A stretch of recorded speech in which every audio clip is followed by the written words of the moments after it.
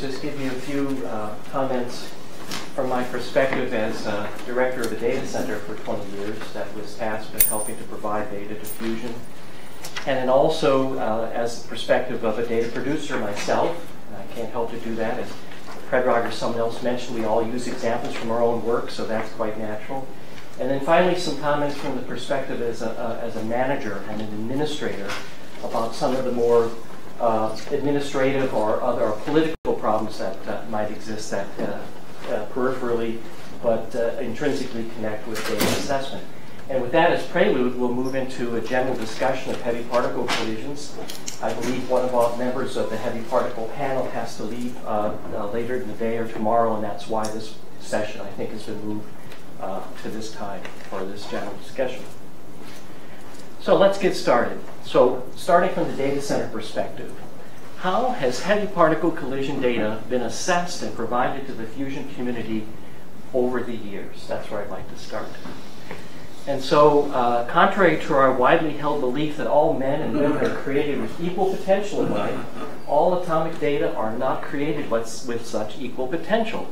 And therefore, there's had to have been a process which has historically been adopted, which consists of three big steps. The first has been bibliographic database creation. And this has literally occurred by going to a book and opening it and looking at it and reading it. And so I think some efforts by Sasha have been made in order to make more automatic this process. And so that's one of the themes of this set of comments, is this transition from the way we've always done things to the way we hope to do them in the future. After finding this bibliographic data, putting it in a database so that you can access it and locate what you want to do, you then collect the data and compile it. And once again, to bring this analogy home, we used to literally take a photocopy of a page out of a journal, tape it down to a table, draw lines, use rulers, and actually digitize the data in that manner. And now it's done a little more automatically. Oleg yesterday called for a completely automated process to this, and that's been our dream for decades, that such would exist. It would really facilitate this process. I'm not sure it's absolutely needed for reasons that I think might become clear as we go forward, but that's been the dream. And then finally, this a little bit more murky and black art of data evaluation and recommendation. So let's talk about that for a minute or so. So here's a graph of fictitious data. It's the value of a cross-section, an oscillator strength, whatever you like, just a piece of data that's useful for fusion modelers. And then on the other axis is time. And this is pretty much how things work. So there might be the need to compile and make a recommendation at a given point in time, and this is what you might do. And at that point, you might not be able to do much more than make an average of the results and report that. Perhaps you try to do a little better. You see whether it conforms to known scaling laws, such as having a threshold, if it's a cross-section with a threshold, or a known high-energy behavior, but probably not much more. What typically happens is this. That recommendation changes after time. Usually there's an experimental or theoretical breakthrough, and things change, and the consensus shift.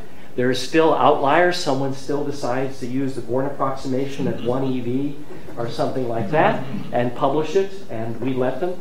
That's been a problem. And all too often, it's still not over then. It continues, and perhaps something different happens. And what I hope would happen is that this is when we reach the ability to do theory in a convergible, measurable way towards reduced uncertainty. And so there have been many data centers and groups that have done this kind of thing. And here are three examples. ADAS isn't on here because I'm focusing on heavy particles, not primarily electrons. And so prototypical examples would be the long series of red books from the data center at Oak Ridge. These are much more frequent and more topical. The blue book series from National Institute for Fusion Science in Japan. And then the green books, which are now up to volume 16 or so from IAEA, which aren't typically produced at IAEA in the sense, but are collected.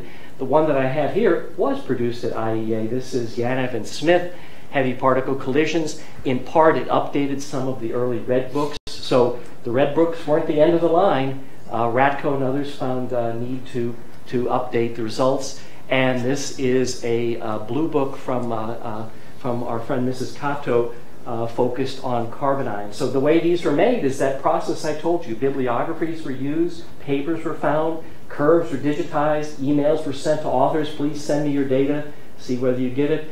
And then they drew curves through them based on averaging and, to some extent, known behaviors that have to be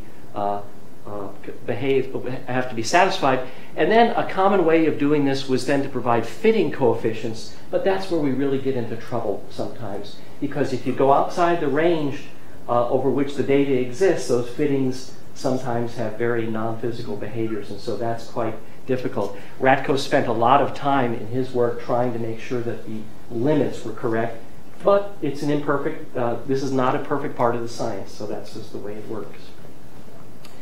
With this foundation of data for heavy particle collisions, evolution has not stood still, and that means evolution in both the needs of plasma modelers and experimentalists and in the ability to fulfill those needs, the capabilities that we have. Modelers in particular, but also experimentalists, have come to need more detailed information that's not as easily provided by the historical process. This is a little point of departure. ADAS, I think, recognized that from the beginning, and it was a much more dynamic system where you could link things, much larger sets of data. Things from the red books, these were one reaction at a time with more or less a single curve. Didn't often include things like differential cross-sections and things like that are needed now in heavy particle collisions. And a lot of the things that are needed, such as differential cross-sections, are not easily treated by this historical method. There aren't 500 different works of experiment and theory for the differential cross-section over some comprehensive range of heavy particle collisions, for example, so you can't employ that method. In addition, the field of heavy particle collision physics has continued to evolve on its own. Contrary to what would be great, we don't exist just for plasma science. We actually live in a community. We do heavy particle collisions because of the fundamental interest that we have in them. And there are fewer and fewer experimental activities as interests change to newer fields of study. And experiments are crucial because they usually take many years to build up, and they cost a lot more money than theory. So these are far and few, and are far fewer and fewer as we go forward. Theoretical work is also diminished. There are fewer practitioners staying in this area, but I think there's something really crucial to note about theory. Theory has evolved to the point where it's able to provide demonstrably convergent results for both fundamental cases and broad ranges of interest. And I'll try to illustrate that with a couple examples as we go through the next few slides. So that's really a crucial difference in theory, the ability to get an answer that has a controllable uncertainty. You won't get to zero uncertainty, but you can do things that allow you to map your way and judge how far you are getting up to that in theory. And I'd like to give an example. This is work that Predrag was absolutely crucial in doing, and we did starting more than 15 years ago. And I'm very proud of this collaboration and the work we've done. And it involves elastic and transport cross-section. And here's why we do it. So in order to have a complete and accurate solution of how gases and plasmas behave, particularly how ions and neutrals are transported, one of the most fundamental things is the elastic scattering cross-section. Though many of you know Art Phelps. Art Phelps spent decades gathering data. If you visited his office, you found file cabinet after file cabinet in which he extracted data in order to get the elastic scattering cross-section, amongst many others, in order to model the behavior of gaseous environments. So this is absolutely crucial for this type of modeling. In fact, calculations of elastic scattering are amongst the very earliest that were ever made. And so you would say this is something that we should know. And in fact, we do know. And people have made very accurate calculations of the total or differential cross-section for elastic scattering relevant to fusion many times. However, they've only done it at 1 or 2 energies, or they've done it for a limited range of scattering angles. And so the real thing that Predrag and I needed to do, being paid by fusion energy to do it, was to produce a result that was essentially as accurate as it would need to possibly be and comprehensive. And so that comprehensive character is really what sets this kind of work apart, not the wildly new innovation made in theory. We just did a good job and covered a lot of territory with it. And this graph here was just to remind me that beyond our original work that was pertinent to diffusion, astrophysics became very interested in the data because of overlapping types of needs. And through the years, we've extended that database to other energies and other systems that were more of interest to astrophysics. I saw John Raymond in the hall the other day and waved, and John and Frederick and I worked together, and also Al Glassgold, who we met here through our collaboration with Alex Delgarno. And so these results for elastic and transport cross-sections have been integrated into one of the neutral transport codes, DEGA2, and this picture just conveys the result that it's an integral part of the results, the success that DEGA has in modeling neutral transport. And this is just my standard stock slide illustrating this. The database consists of all hydrogen isotopic variants that you would find in a fusion plasma. It was the entire Green Book Volume 8 of 800 or 900 pages. And the way most people interact with it is through a web interface that Frederick built that delivers the cross-sections on the web. And it's really a very large database, and as I said, it's been extended in different directions over the intervening years. However, and this is described mostly just to tell you how things are in fusion, and Detlev can correct anything that I say that isn't correct in my characterization of this, for readily understandable reasons, the most important code, B2 IRENA, for ITER design doesn't use the Ornell elastic database as DEGA does, but rather the classical elastic scattering data from Bachmann, which were contemporary. They were coming out at about the same time. Why is that? For example, replacing such an extensive set of data and then repeating hugely time-consuming and important calculations all over without any certainty that the result would change is really a very difficult hurdle to overcome. And there may be other reasons that Detlev can add during the discussion. In addition, I want to point out that sometimes modelers, in other cases, and experimentalists feel more inclined to utilize the most conveniently available data that sometimes leads to mini crises. And I think someone gave an example of it, Mike and Frederick, I don't remember which talk it was in, which was essentially coming up against other codes. It was the sensitivity analysis that David Koster and others had done that shows that many crises arise when something interesting happens. The plasma physicists trace differences in data sets, atomic physics, once the code and their analysis differences are reduced over time. So at first, atomic data differences aren't so important when it's difficult enough to do the job of the plasma modeling. At some point, those models evolve to the point that you can actually see the differences in atomic data, and that usually creates a kind of mini crisis. And so we hope to be able to resolve that over time and not have that happen. So given the need for more accurate data, and data which is more comprehensive, what approach should be taken to provide it in heavy particle collisions? My suggestion is, regarding all heavy particle collision systems for which it's possible, and that means there are some that it isn't, demonstrably convergent theoretical methods should be used and tested whenever possible against experiments, either direct atomic collision experiments or through plasma experiments. So as I said, these are going away. There are fewer and fewer of these that exist. And so I think there'll be an increased importance in using these data in databases and in analysis codes that can then be tested by actual plasma experiments. And I'll give you an example of that as well. And the example I'll give you is from some work with Yuri Ralchenko and Sasha Marchuk on excitation database used in beam emission spectroscopy. And so the collision system I'll describe to you, again, is one simple. We didn't invent this system. We weren't the first to calculate anything. We may not have even done the most accurate result. But the need of the fusion community was for something comprehensive, that was accurate and comprehensive. Those two things have to go hand in hand. This is about plasma diagnostics that are based on excitation. This little schematic of a rotating plasma just brings to mind that plasma diagnostics, such as beam emission spectroscopy or motional start effect, depend on atomic data for charge transfer and excitation. So you have intrinsic plasma ions, and then you have a neutral beam that's injected, and you look at that interaction. You can determine field strength, temperature density, magnetic field orientation, a huge range of things from these diagnostics, so they're extremely important. And so collisional radiative models to do this required cross-sections for excitation to specific states, that's somewhat known, but they also needed density matrix elements. And so there's only a couple papers that we even know of in which people actually did density matrix. There's one experiment that John Risley's group did many years ago that actually measured Stokes parameters and things that were related to the density matrix elements. And that spawned a couple papers that tried to match this, but that's it. And if you're going to do something that's useful for fusion, you have to do it comprehensively. You have to do it over the whole energy range that's needed, and you have to tabulate all of the results that are needed. And this is, once again, not something that would be published in Physical Review A, with all due respect, Gordon. I think you rejected outright. This is a database project.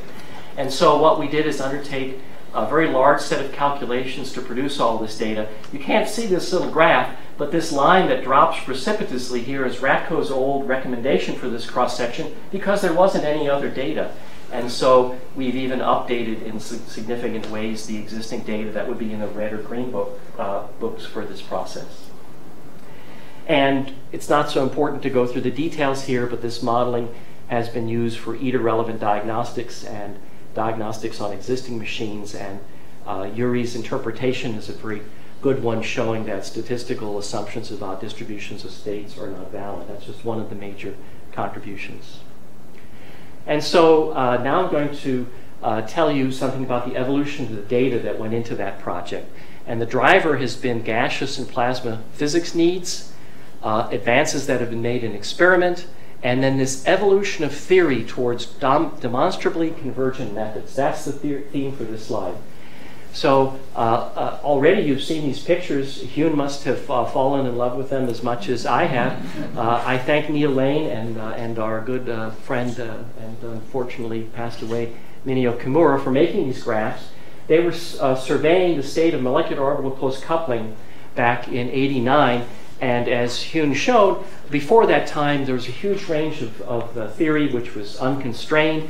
Think back to that graph that I showed you with that unnamed data set of points that evolve with time. Just take a cross-section through this data, you can see that. And then, as Hyun said, a crucially important thing, and something that wasn't trivial, this is experiments with atomic hydrogen, not easy, were done and help constrain the theory. But then, Hyun, I have to admonish you for not showing the most important third panel to this graph, which is the work that I've done. And so things happened after 1989. Things didn't stop. And in fact, there are so many things I couldn't put it in a single panel. The top and bottom panel are both excitation to 2s. There's just too many results to put in one panel. And the dots, which are, I don't know how your eyes are, if they're red, you can see the dots. They're things that I did in the late 90s using the lattice approach to solving the Schrodinger equation directly numerically, and they provided a pathway towards a final answer. Even after this period, after all these things, you could see there are still results that were being done which were hugely in discord with other things, and so you could say there was no way to demonstrate that these kinds of results would actually converge to the final result. And that's really the theme: comprehensiveness and demonstrable convergence. So let me tell you a little bit about what I call the final evolution for this fundamental system: proton impact of hydrogen, relevant to fusion, relevant to astrophysics. For excitation, and for both cross-sections, differential cross-sections, density matrix, you have it, whatever's needed. And that's using an approach like LTDSE. There's a strong analogy in the close coupling, convergent close coupling methods. There are analogies all over the place. This is the way theory is moving for these fundamental systems. So the idea of the approach is to make no approximations other than those necessitated by numerics, and then have a method to prove the convergence to a desired level of precision. And so one of the keys, and this is, I don't know why I list this, you don't care. One of the keys, I just say it for my own sake, one of the real keys of this method is using the highest order possible representation of the derivative. I don't know if in other DDR methods and things that's recognized widely, but the order of the derivative is hugely important, and I could talk for hours about that, which I will not do. Time steps can be controlled until time propagation error is insignificant. You can demonstrate convergence with the initial and final interaction distances. You can demonstrate convergence with the mesh spacing of the box. You can demonstrate convergence with the size of the box. And so here's just a little demonstration.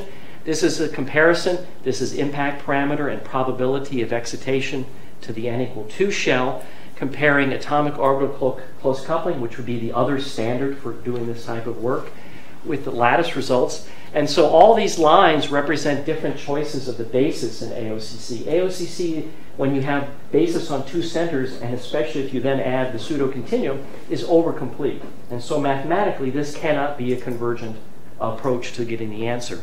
But if you can do lattice calculations, you can show by all of these steps here that you can prove convergence to a result. And here's a practical application. This is one of those processes that were important for putting into the beam emission spectroscopy project.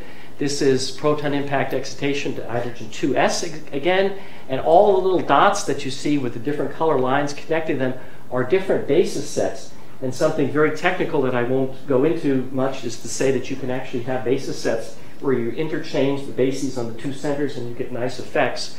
And I found empirically that you could average the two and reduce the numerical uncertainty, and then use the lattice approach to show that that makes sense. So in this panel, you see, once again, the probability as a function impact parameter, and you see results of two bases, a basis and the interchanged basis, and the lattice results generally fall in between or coincide with one of them in different impact parameter ranges.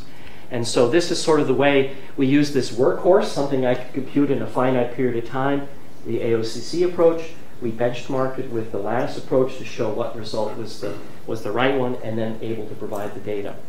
What I'm doing now is repeating this for the whole excitation process using a series of 3 successively larger boxes, and each one 3 successively smaller mesh spacings, and then proving the convergence in the other parameters I listed. So no one who wasn't obsessed would consider doing any kind of project like that.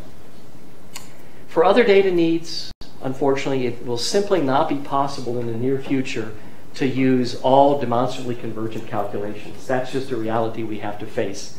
The size and scope of some heavy particle systems needs are just too great, and the nature of those systems are such that they'll continue to be out of reach for some time. And I'll give you just one example. Since we're here at CFA, I decided to pick one from astrophysics work, and this is the fascinating study of X-ray emission from the auroral zones of Jupiter. And this is all important because we can learn a lot about Jupiter and a lot about Jupiter's environment by studying these things. These are largely, we know now, magnetospheric ions of Jupiter. They come from the volcanic or otherwise active moons of Jupiter. And here's an interesting picture. If you block the light of Jupiter and use the right filter, you can see the Io plasma torus emitting itself. These ions are in low charge states, but they're accelerated by this titanic magnetic field of Jupiter. We have a stopping power experiment running here. We have an accelerator, we have a source of ions, we have an accelerator, and we have a target at Jupiter. So we can recreate stopping power experiments at Jupiter.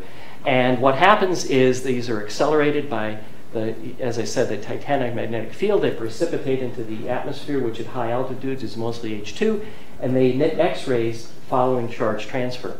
And so that's all neat, but let's say you actually want to quantitatively know what the spectrum is, and you want to be able to draw some conclusions. Well, to do that, you need a very large atomic database. And I know this is something Bob has talked about for years, about completeness. It doesn't always help just to have 2 accurate lines. You need lots of lines. And so this database is really very large. You need ion charge state reactions, energy loss results, quantum state distributions. You need state selective charge transfer for all charge states of oxygen, sulfur, and carbon colliding with H2 from 10 MeV down to kilovolts. And you need it all state selective so that you can predict the output. You need the ionization cross sections because that's how they lose energy as they come into the atmosphere. And you need all the stripping cross sections because that's how they go from charge states like 1+, which aren't going to emit X-rays, to 8+, which is going to emit X-rays when it captures an electron. So an enormous database. There's no way that a convergent approach could be used to produce all of this data. It took years. And we've used this data in Monte Carlo precipitation emission models, and we've been able to figure out a lot about the origin and transport of these ions within the Jovian system, about the variability of the aurora, which is very perplexing. And the latest thing we've done is saying that that's not enough data, we need more data. And so now we're considering the coupling of the ion precipitation, which produces an electron current, which drives atmospheric-ionospheric coupling in Jupiter, by producing all the ionization data, but in a differential form, producing all the secondary electron spectra in energy and angle. So another enormous data project on top of that. And all of that's in anticipation of the arrival of the spacecraft Juno, which is a little more than a couple years away happening, and is going to take up an orbit which will really allow all this data to be put into play. I also wanted just to have a couple slides that I delivered at a recent ITAMP data because I thought they were pertinent to the managerial administrative aspect of data assessment.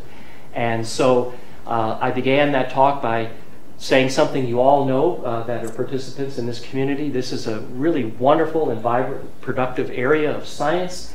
At the time I wrote this, I was putting together the program for the 2012 DAMOP, which I was responsible for, and I looked through the abstracts and found cooling and trapping, ultra-cold gases, quantum information, ultra-intense, ultra-fast lasers, a hugely exciting group of projects. And yet, there's still a need for AMO data for both public and private applications.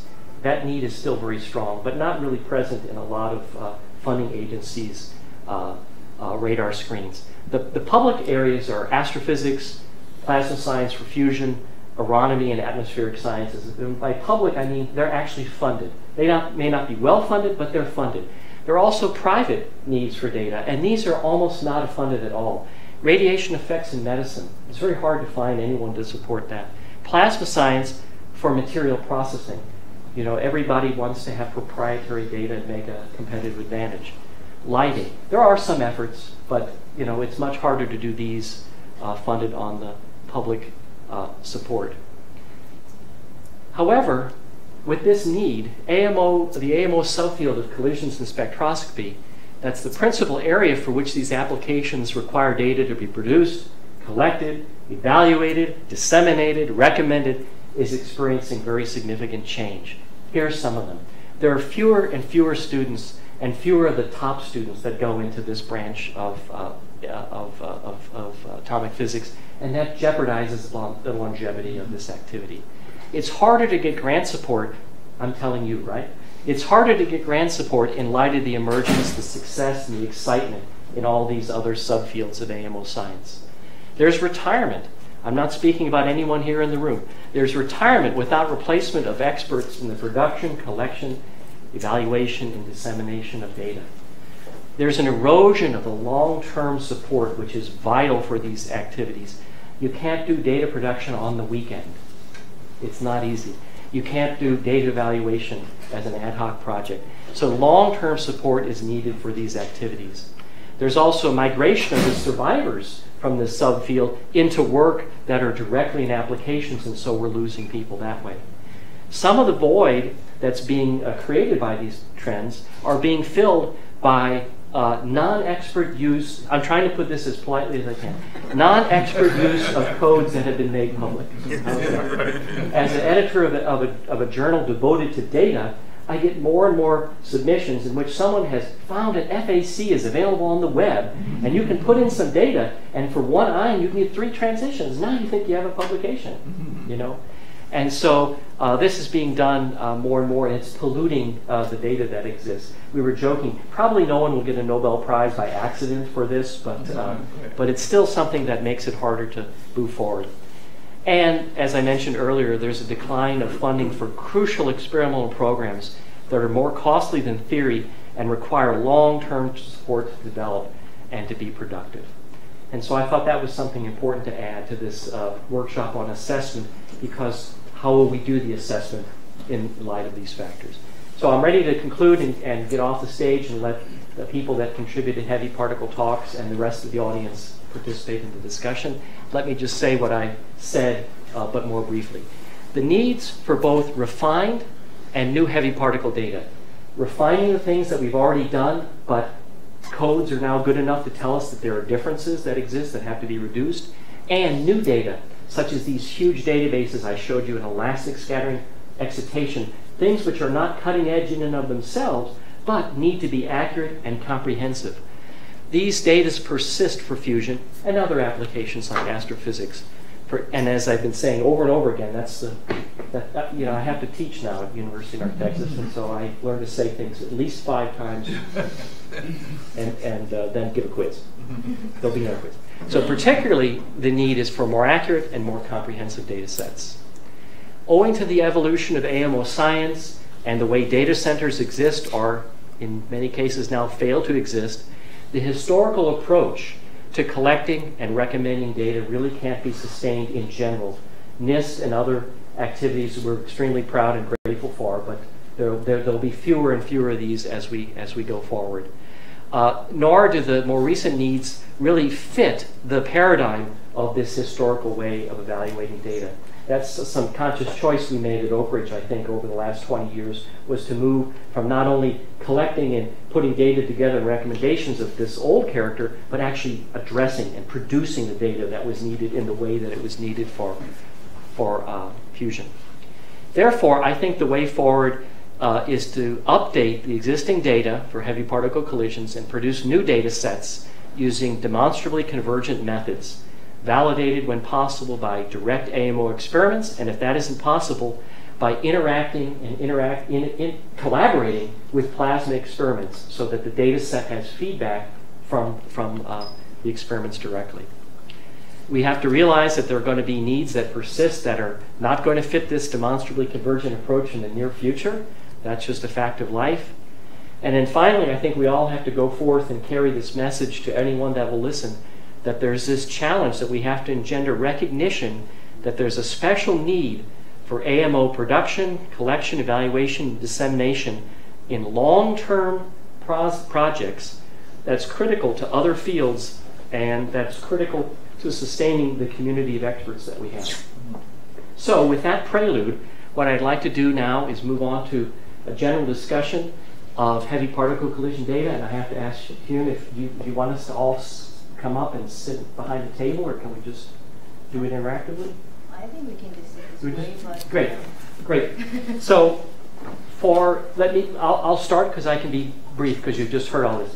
For fundamental systems such as proton impact, ionization, excitation, things of that nature, we can now get the results that we need, and I think we should use these demonstrably convergent results. So let me then move on and then ask Tom and Luis and Predrag to help add their comments to more complex systems as we move forward. You can address the fundamental ones too, but as I said, I think the main point is we now know what to do, we just have to do it.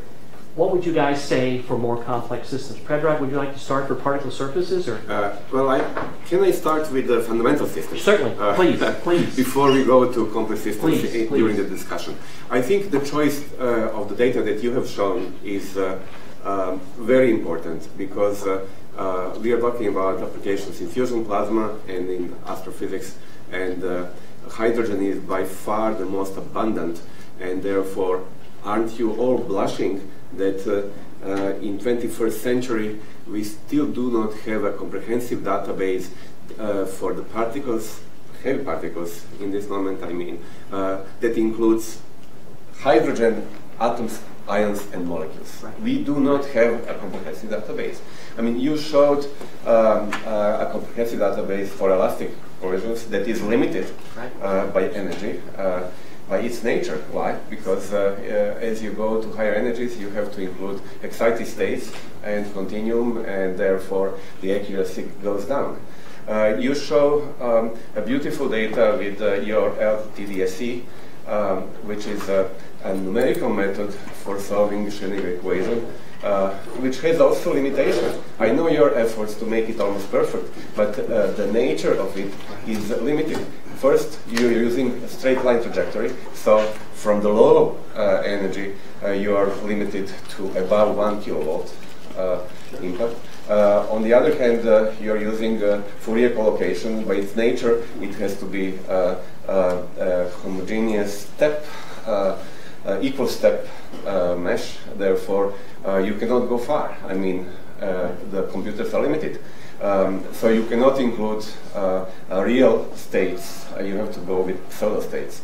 And with this I didn't mean to criticize LTDSC. I wanted just to call all people here who are interested in heavy particle collisions to try to, on one hand, concentrate on the comprehensive production of data for just particles that are including proton, hydrogen, and hydrogen molecules, and hydrogen molecular ions. Going to lower energies, where the hurdle is highest, therefore including the probably numerical solution of Schrödinger equation rather than working in MOCC basis, because MOCC has a problem with translational factors once you go a little bit higher energy, so you do not have consistent overlap. Rather than doing that, probably, and you want to include continuum MOCC, is seriously coughing with continuum. So if you want to do really a good job, and it's time for all of us to have a good job for proton, hydrogen, and hydrogen molecules, 21st century. So then you have to go to the quantum approach for both trajectories, and to include numerical solution like you're doing with LTDC, but with non-uniform collocation, so that you can cover a real huge part of space that it deserves once it goes to excited states and continuum. So continuum, inclusion of continuum is crucial in all this story. So this is just my comment as a call. Now, can we synthesize that? So for Hyun, I think if at least some significant part of the audience agrees, what we're calling for in this goal to assess the quality of data is that for fundamental heavy particle systems required for fusion and astrophysics, the tools exist or within reach of existing to produce essentially unlimited accuracy that we required, and so that's really the focus. That's like a mini write-up for a CRP. Let me remind you that Titan exists. I mean, which is currently the first computer in the world, and it has not only these 320,000 cores, but much more, because each node has a GPU attached. So you can do practically unlimited numerical work. And so there is no more excuse for us. So I propose that as our, at least for our heavy particle panel, to be our first bullet point. Is what we just said. Does anyone else want to add to that, Jose? Yeah, and this is not just for this discussion, but for the discussions to ensue tomorrow as well. Perhaps, given the double whammy which this field encounters right now. I think both of which were alluded to by Dave, that you have limited and declining resources, both in manpower and in financial support. Perhaps a way to approach this, instead of rehashing some of the issues, would be to come up with a set of grand challenges for the field, which then can be published as a way forward in order to encourage more and more refined calculations or experiments in this area. You need to sort of, grab the attention of those who give funding. You simply cannot do that without coming up with a set of guidelines, grand challenges. Perhaps this could be a way for each of these three sets, electron molecule, electron atom, and heavy particle atom molecular collisions, perhaps one could come up with 2 or 3 grand challenges, and then refine them as guideposts. This would be my suggestion. Please respond to that, because I have a rather cynical response, and I don't want to be the first one to say that. Okay, so that, well, I think this would be very important. At the same time, I mean, I'm maybe not that cynical, but somewhat skeptical. Comprehensiveness, I mean, I understand, I can see how important that is. At the same time, I feel that I don't have much of an incentive to strive for comprehensiveness, given the challenges we face and this situation of limited resources. because comprehensiveness, I think, is not something that I can use for getting publications, for getting funding and anything. So this is why I probably would shy away from trying to do that. Let me give you one example just to try to encourage you. Predrag and I did this elastic scattering. It was a straightforward project. It just had to be done comprehensively. However, in the midst of it, several new physical things were discovered. Predrag has a PhysRev letter about regipole connection with the resonances that came from doing this calculation. When I did the lattice calculations to try to bolster the AOCC calculations for beam emission spectroscopy, it led to me and my collaborators discovering this phenomena that we've been talking about at every science meeting we can about vortex formation and the roles that vortices play in angular momentum transfer, energy transfer, in many things that were completely overlooked. So sometimes from these projects which are motivated by the need of the plasma community, many fascinating fundamental things can come out, and that's generally the way science is. Now, I don't think I convinced you because you can't write that in a proposal very easily. And I think that's my main cynicism, is that at least in the US, I'm not speaking comprehensively for the world, but in the US, the funding agencies that would fund atomic collisions are the National Science Foundation, the Department of Energy Fusion, or Basic Energy Sciences, and NASA. Okay. You probably aren't going to get a NASA grant from ADP or APRA or Planetary Atmospheres by talking about a grand challenge in any computational atomic physics calculation. So NASA needs the astrophysics to lead front and center. NSF, there was a wonderful workshop led by Klaus. Many of you participated. The outcome has not been a resounding resurgence of funding for atomic collisions in NSF. Fusion Energy has indicated that atomic physics is, in the US, is no longer a fundable activity of the Office of Fusion Energy Sciences. In Basic Energy Sciences, that funds collisions only to the extent that they're implicit in light scattering from their billions of dollars worth of light sources. That's my cynical view. Can I make a chair in this interruption here? I believe we're on a thing on developing theoretical methods for characterizing uncertainties. Indeed. I don't think I've heard the word uncertainty in the last 20 minutes. The first bullet that we put out about it did not contain the word uncertainty. We can eliminate the uncertainties, and I don't believe in the fundamental system. You're telling me something is precise to an arbitrary number of digits? I don't believe you. Predrag did the elastic scattering, and it's accurate to a certain number. You told me quantum chromodynamics for this problem? We have cross sections done at 6 significant digits. I'm serious about that. No, I just go back to literature. 6 significant digits. Do you believe them for 6 significant digits? It's not numerical, it's physical accuracy. Do I believe? I always tell things that I believe, yes. So you think you're producing cross-sections to 1 part in 10 to the 6th? Yes. Precision. Well, what does it mean? For elastic at low energies, yeah. Well, what does it mean? For you? No, for you. What does it mean to have elastic, scattering cross-section for 1 part in the ring? Well, that means that you have a benchmark for other methods who are less accurate to measure their own uncertainty. So I can use a model to test my benchmark calculations, sure. and not describe realistic physical processes. Sure. Okay. We're talking about hydrogen and hydrogen molecule systems, right? Right. Anything heavier than that, then it's a much different situation. So that's why I wanted to participate in this. So I think, in general, we've concluded the very fundamental few electron systems that we believe that we're able to make sufficiently accurate calculations, and we just need to find a program and do that. Hosseini's suggestion was to identify a grand challenge and then to use that to seek funding or other attention. Well, at least to be able to frame the discussion, because you can talk about uncertainties as Jonathan correctly mentioned.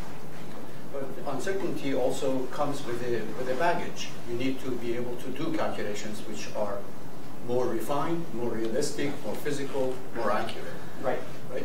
And for that you need power, both in dollar or pound or euro and man and woman. Absolutely, and I don't think we'll be able to solve that part of it here. Okay. So I propose that we now move on to the next level, which is systems that are more complicated than proton, hydrogen, H2, H2 plus, etc., which we think we have a strategy for. But I mean, H2 is reasonably complicated already, right? Right, I mean, but I'm not... Even more than helium. Yeah, sure, of course. Okay, if you like to talk about H2... Is this a solved problem? I don't think so. I had a comment. You gave the impression that everything was under control, that you are able to calculate everything you like, but it's not the case. You can calculate essentially for one electron, two center systems with a precision that is similar to that of the experiment. So you can say, okay, my error bar is even smaller than an experiment that could be run in this area. And this is not more general. For example, systems with three center systems, our accuracy is not very good in fact. And if we try to treat a two electron system, we go to troubles very easily. So I would say that our field is almost finished in the sense that all heavy particle collectors have been already done, and we know all the methods that are needed. Okay. So more comments about H2, 2 electrons, this intermediate class, far from particle surface, far from 1 electron. This one's in the middle. That's what we're talking about. I mean, one's in the middle. It would be an interesting question. I'm not sure, or I don't think an interesting question necessarily for this fusion community. If we talk about proton helium or proton H2, 2 electron problem, so I mean, is there a method which can calculate total cross sections for all the channels, like single ionization, capture, double capture, whatever? I don't think so. I haven't seen that. Let's put it this way. There are a lot of results out there, right? But what I want to say is there's a method that addresses capture and does pretty well, but doesn't report any results for ionization. So is there a method that really solves the 2 electron Schrödinger equation such that you get information on all collision channels? That's the holy grail, is to be able to do 1 electron and 2 electron systems with these demonstrably convergent results, because almost everything else partitions to the next level of accuracy into 1 and 2 electron cases, at least for atoms. I hate to talk again, okay? Would you allow me? We are fine. The previous boss of DOE, Orbach, had a dream. And that dream was if he found into computers, strong computers, enough so that they become strong enough like we have today. That was happening all 10 years ago. I mean, development was much faster than even he could predict. Then we would be able to solve exactly nanoparticles, many electrons, not only 2. Therefore, he was predicting creation of a third branch of physics that would be exact computational physics, and theoretical as well as experimental physics would use that third branch as a benchmark for their own approximate approaches. It was known as numerical experiment. I think this is not. Okay. This is a dream of, I think, most people. But thank you. Okay. Yes. Now, what is the reality? So, since 2005, I was participating in a project, Madness. I'm talking about Madness project that would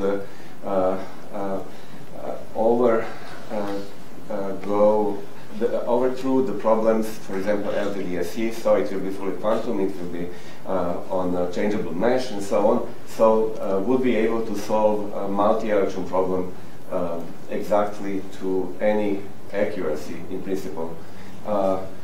We are currently able to do 2-electron problem.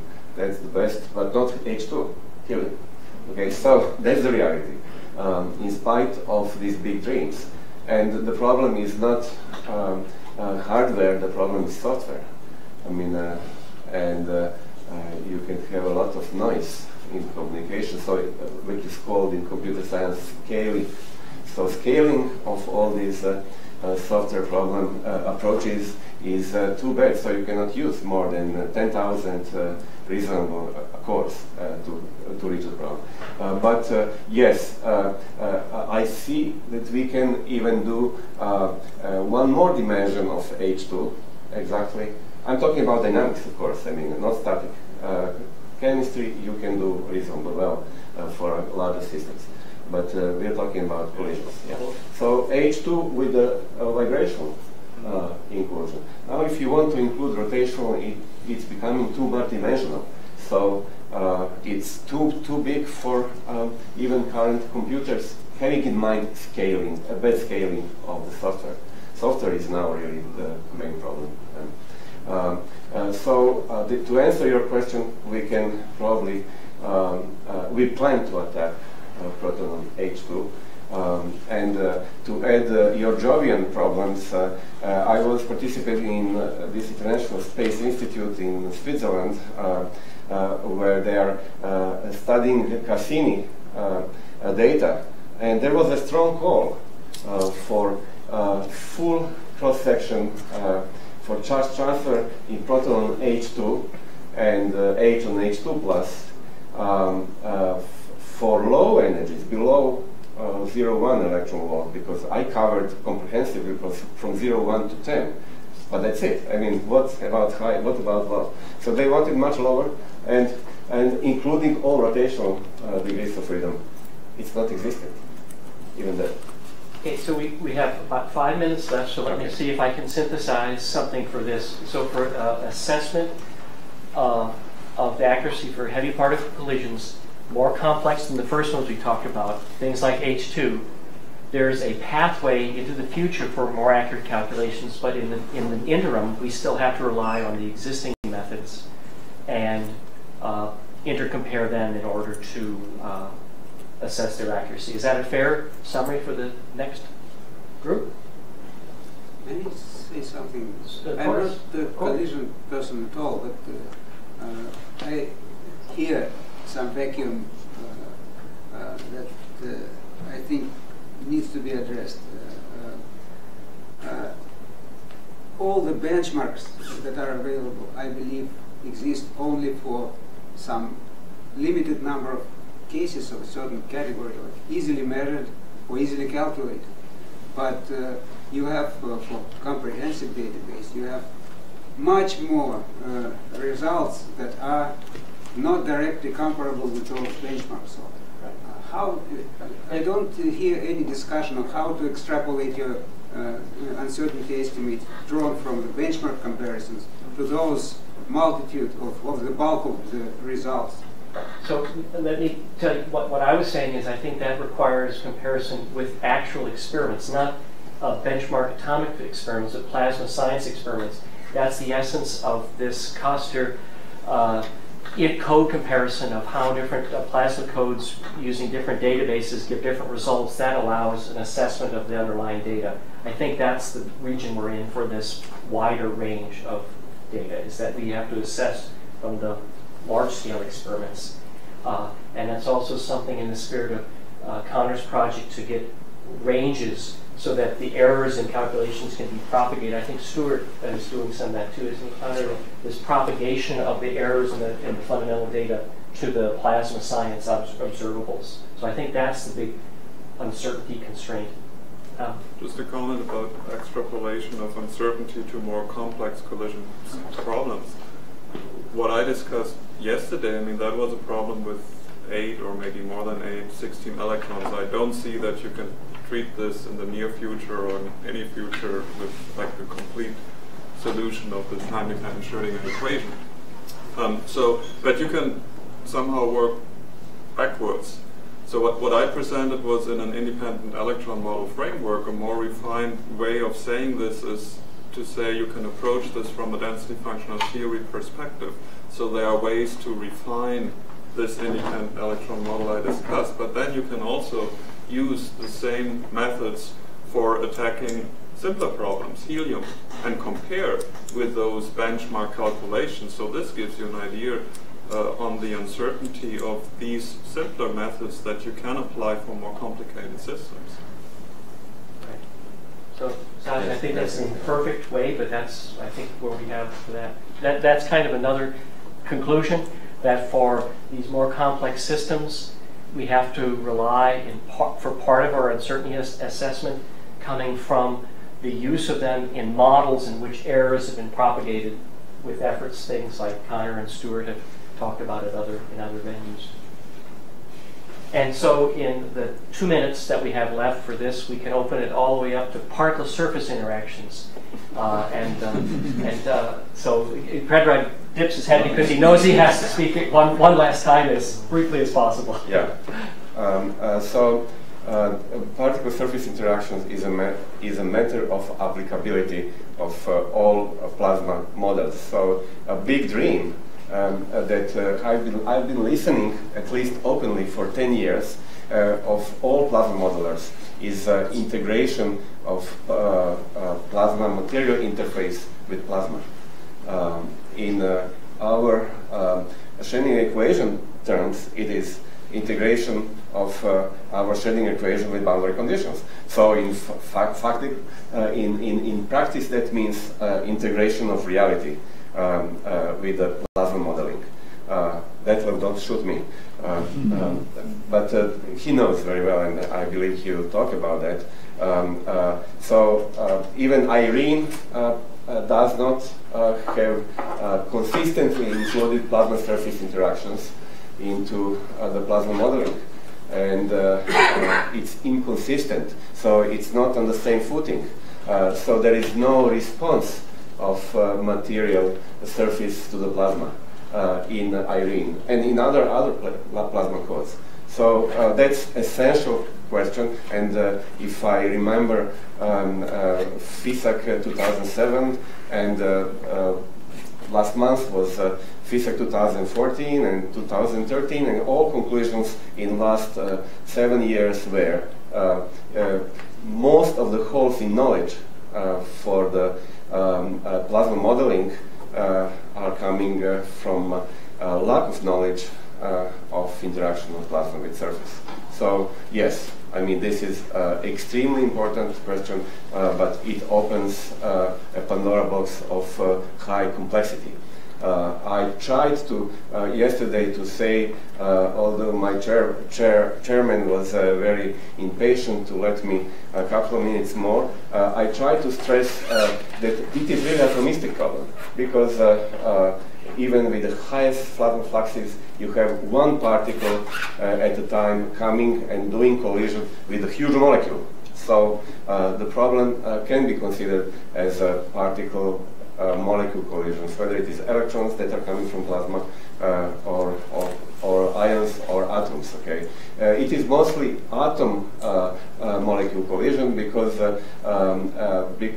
most of the surfaces are metallic or conductive, even with carbon, and therefore you have half Fermi C that is happy to neutralize any ion that is coming. So about 10 angstroms above the surface, most of the ions are neutralizing, and you have really collision of neutral particle with a huge molecule. Molecular dynamics can be used, classical molecular dynamics, as long as you do not have quantum effect like charging. I tried to show one example where you cannot use, so you have to include quantum mechanics, and that means approximate methods for quantum part of that collision.